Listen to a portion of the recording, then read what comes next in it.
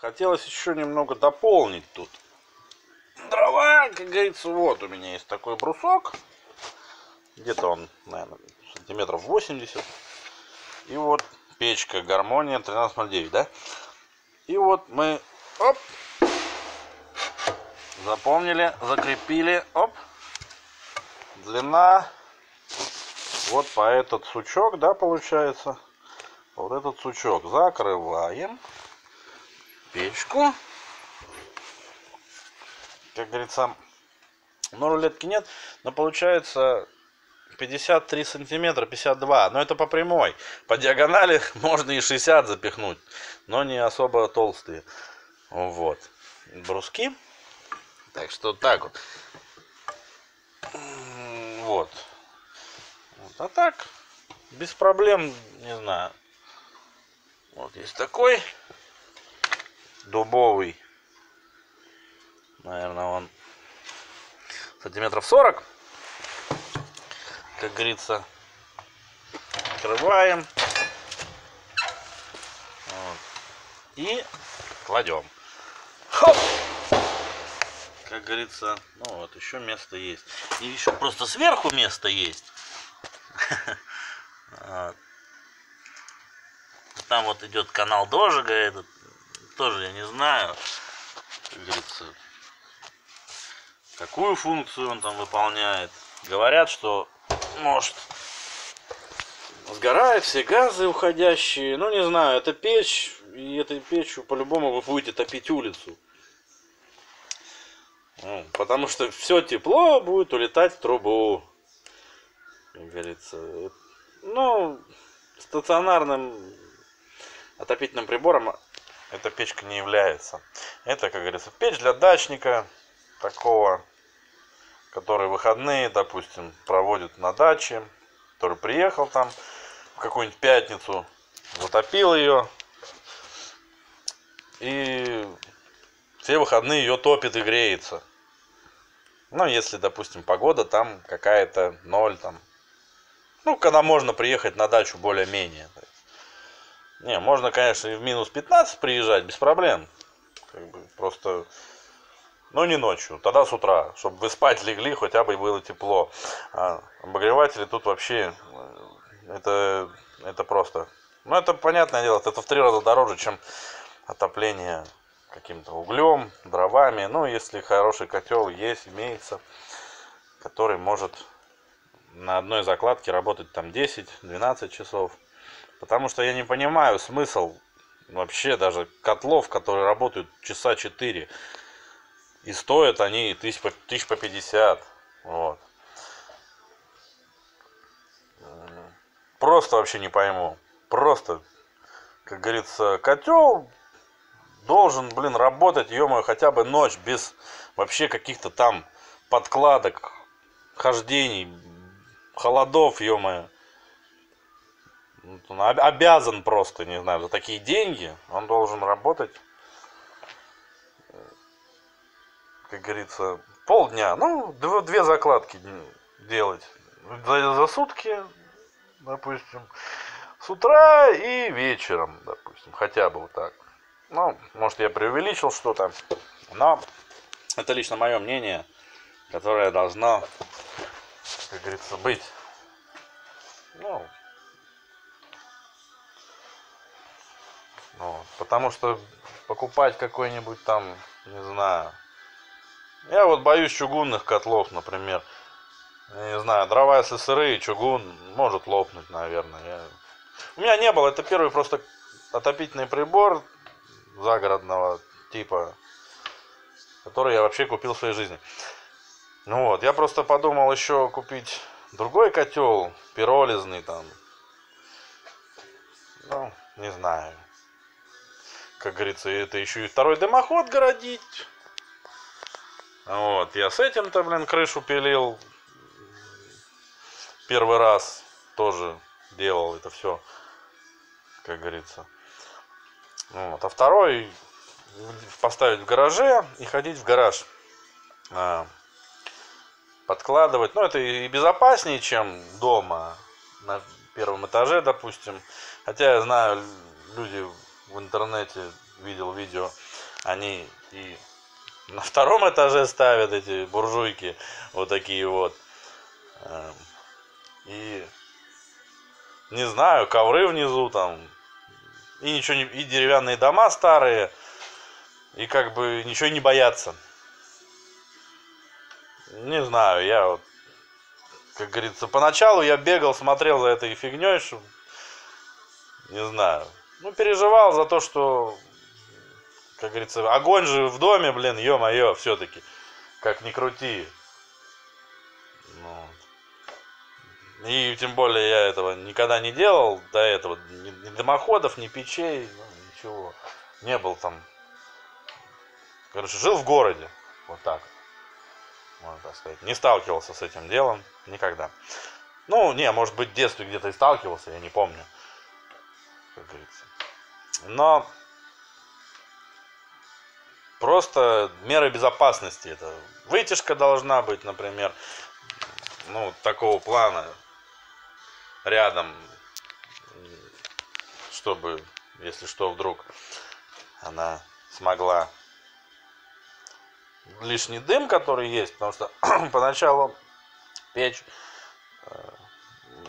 летом не протопил, потом поставил дом, ну, все бегом, конечно же, и вонища была где-то, наверное, 2 протопки таких серьезных была вонища, от нее воняло какой-то сжженной резиной, ну, это заводская смазка, вот, потом она прогорела и все как бы более-менее стало. Вот. Да, самый максимум я натопил этой печкой, наверное, в сентябре месяце 30 градусов. Я и натопил дома. Ну, такая жарища тоже не нужна. Ну и, соответственно, ночь, конечно, эту я пробыл нормально, а потом, ну, это качество дров, как говорится. Может, попались просто хорошие дрова, которые смогли натопить столько градусов, потому что вот, даже вот иногда руку вот сейчас вот держу еще как-то, а тогда руку вообще держать, ну, нельзя было от этих кожухов. Кстати, я не знаю, кожух имеет ли вообще значение вот этих кожухов в плане того, что сколько их там и не сколько их, допустим, в Булерьяне их там 20 труб идет, например, да. Вот, еще люди делают разводки воздушного отопления. Но там вообще, я посмотрел про это воздушное отопление, там столько геморроя, конечно. Вот. Приточка там, вытяжка, приточка там, тудым-сюдым, блин, холодный снизу там, теплый сверху. Ну, заморочиться можно. Короба какие-то непонятные, вечные. Ну, вот. И если сравнивать ее с чугунными каминами, ну, как у меня знакомый говорит, за 40 минут от 0 до 18 градусов у него чугунная вставка каминная, такая вот, ну, со 150 миллиметровым дымоходом, вот. Он, говорит, за 40 минут натапливал 60 квадратных метров чугунной вставкой. Понятное дело, чугунная вставка, она будет, КПД у нее больше, чем у стали, потому что чугун долго остывает, хорошо держит тепло, а здесь из чугунного только комфорка верхняя. Ну, и то я не сказал бы, чтобы она там прям супер-пупер результат давала. Да, жалко, вот в камине в этом не было сразу шибера. Пришлось вот отдельно заказывать дымоход такой, и то тут так, на глаз все было, конечно, собрано, сделано. Вот. Пришлось шибер заказывать, полметра там трубы такой-то. Потом ее подрезал я еще. Шибер, колено, переход.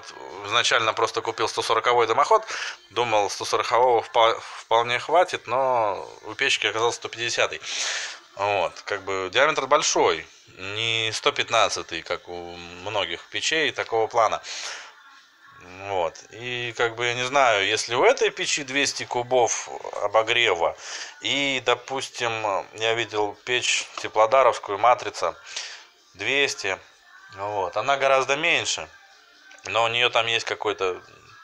Не, у матрицы нету, у Метеора какого-то есть вентилятор теплого воздуха сзади стоит. И получается, что жар этот у нее через вентилятор спереди. Вот здесь вот такие дырочки, прорези. Здесь теплый воздух выходит в помещение. Ну, хорошо дует. Вот. И вот. И как бы размер вот этой печи очень большой. Она как бы 600, в высоту 800 и в ширину 500. Ну, полметра, 50 сантиметров, 60 на 80. Вот. И... А там у той печки размер гораздо меньше, но и тоже 200 кубов. И вот, это мне непонятно тоже. Как это рассчитывается вообще? Если та печка гораздо меньше, топка у нее меньше, вот, а у этой топка больше, сама печка больше, дымоход диаметр больше, плюс какие-то кирпичи вот закладываются в той, по-моему, нет, там просто железо и дожиг газов стоит, вот, то как она там, как они рассчитывали вот это вот все, как говорится, на сухих, может быть, каких-то очень сухих дубовых ветках, поленьях, таких, которые в магазине продают еще. Хотя был случай, что мы как-то поехали на рыбалку, взяли вот вязанки вот этих всех дров, березовых или дубовых, может быть. А они оказались сырые, не горели. Вот, так что, как говорится, тоже можно нарваться на непонятно что. А деньги вам никто уже не вернет. Так что, как говорится, это самое мудрое, это, конечно, сушить дрова там. Ну, если, может, негде, может, лень, может, ничего. То, как говорится, я вот приношу какую-то там растопку, вот возле печи кладу, она там сохнет там неделю, потом топлю, вот. Но если жить постоянно с такой печкой, то дров надо капитальное количество, вот. Ну, все, в принципе. Так что, как говорится,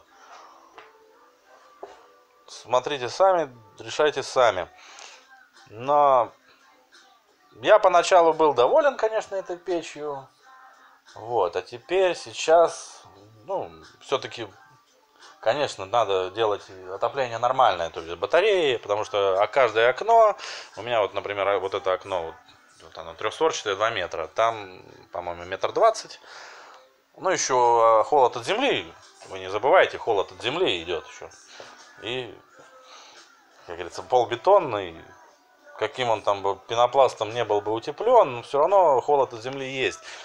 И поэтому надо ставить батареи нормально, все, как говорится, не придумывать велосипед, там воздушное, невоздушное отопление, я не знаю, это тоже, как говорится, Марокко, геморрой, но с батареями точно не прогадать. А если еще сделать естественную циркуляцию воды, то, может быть, и света не надо никакого.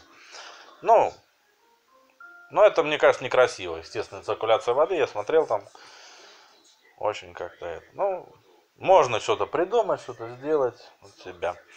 Вот, ладненько, спасибо вам, давайте, а то время уже, так, прошел еще час, да, вот мы топим уже 2 часа, грубо говоря, вот на первом плюс 6 градусов, наверху, наверное, плюс 8, не буду уже подниматься, лень мне вообще, вот, пойду что-нибудь другое делать. 2 часа мы топим. Вот, даже чуть меньше 2 часов, потому что я приехал в 11:30, наверное. Вот сейчас 25 минут. Ну, где-то час 40. И вот. И за эти 1,5 часа, говорю, температура поднялась на 5 градусов в доме. Плюс, учитывая то, что на улице плюс. Ну и вот. В принципе, вот так вот. Я вот буду делать батареи. Ладненько, спасибо, побежал я. Давайте, до свидания.